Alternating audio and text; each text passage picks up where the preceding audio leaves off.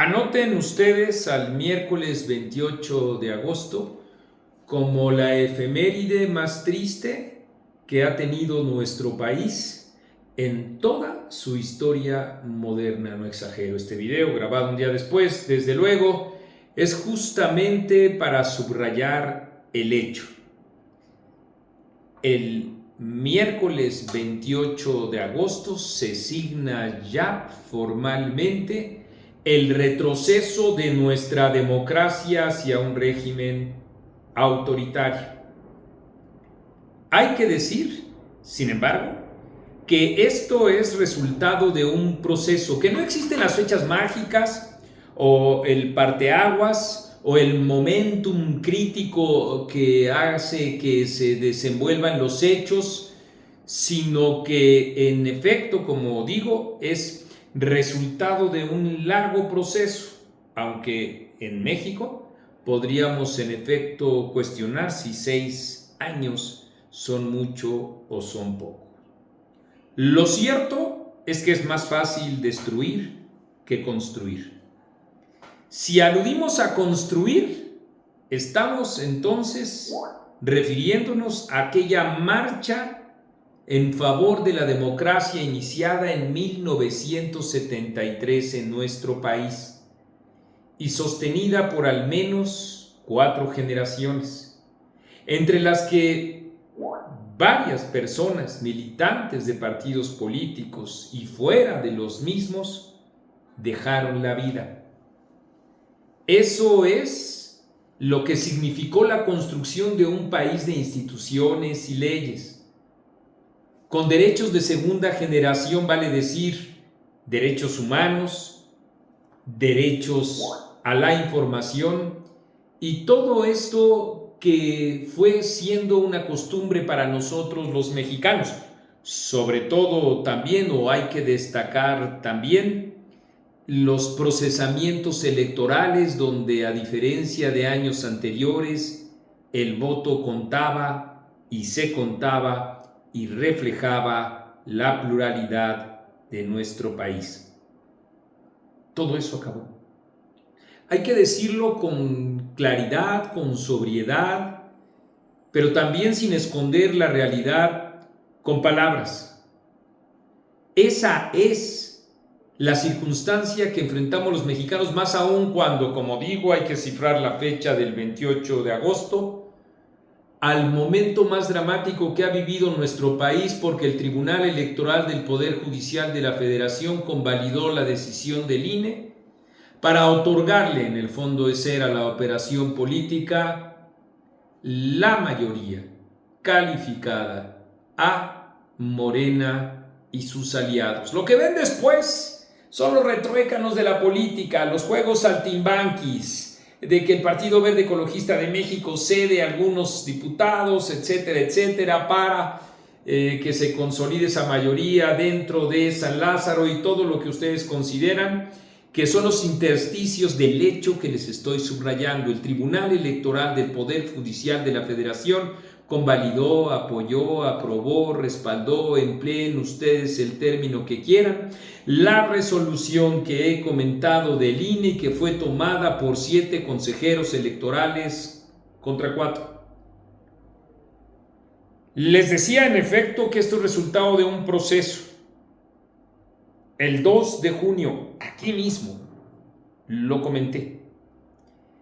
En el fondo estamos haciendo la narración ya de un proceso de depauperización de la democracia mexicana que está ocurriendo ante nuestros ojos en todos los órdenes. Pero eso además lo dijimos desde 2014. Lo afianzamos en 2017 cuando advertimos que una probable, como ocurrió, victoria de Andrés Manuel López Obrador en la presidencia de la República significaba un corrimiento hacia el autoritarismo, y sí, lo dijimos tal cual, y poniendo decenas de ejemplos hacia una experiencia que ya han vivido, que están viviendo, y de manera atroz, los ciudadanos venezolanos. Se rieron de nosotros, ignoraron otros más indolentes, Como haya sido y sin adjetivo alguno lo que haya sucedido, así lo advertimos y a contracorriente informamos, opinamos, documentamos una serie de actos que no solo se expresaban en el discurso de Andrés Manuel López Obrador, sino que ya estaban siendo erosionados los pisos básicos de nuestra democracia. Dígalo si no la integración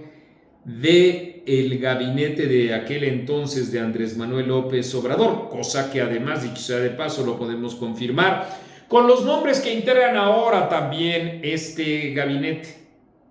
Y en particular, un ejemplo, la Comisión Nacional de Derechos Humanos, así como ustedes escuchan. Pero este no es un recuento ni nostálgico, ni solamente motivado por la impotencia y el enojo, que en clara transparencia con ustedes siempre debemos decir, en efecto existe, pero al mismo tiempo el esfuerzo de templar el horizonte y sobreponer el pensamiento y el análisis para decirles a ustedes que en efecto esa es la circunstancia en la que estamos, y para que si algunos están pensando ¿y qué sigue?, decirles igualmente que no caigamos en la ilusión que pueda llegar a implicar creer que con Claudia Sheinbaum podría ser distinto. Ni siquiera en matices. Por favor, que se escuche bien lo que estoy diciendo.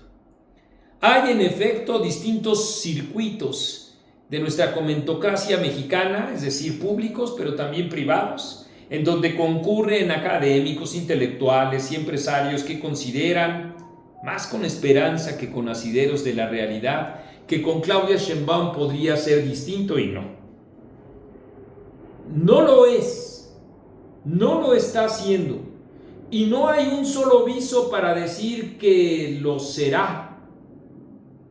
No, lo que está ocurriendo es que el presidente de la República le marcó la agenda a Claudia Sheinbaum, su criatura política,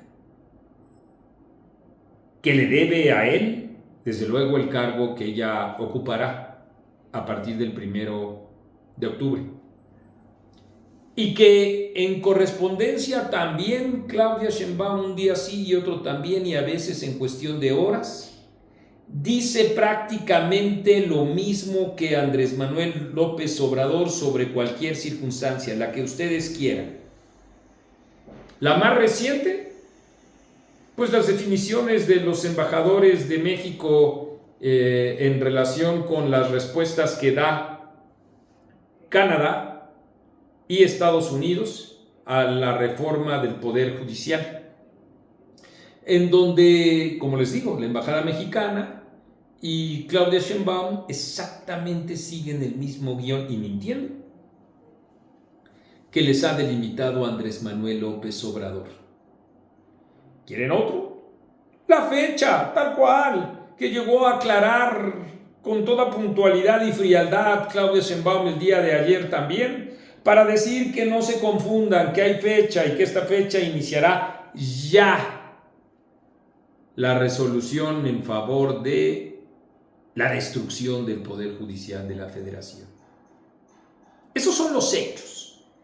¿Qué hacer? No nos corresponde, aunque en efecto vemos con simpatía la manifestación o la movilización de los estudiantes que he comentado en distintos otros foros, que se ha llevado y que se llevará todavía este próximo domingo a cabo, del Ángel de la Independencia a las instalaciones del Senado, a efectos de romper con ese cerco autoritario y también mediático. Son muy pocos los medios de comunicación que informan al respecto.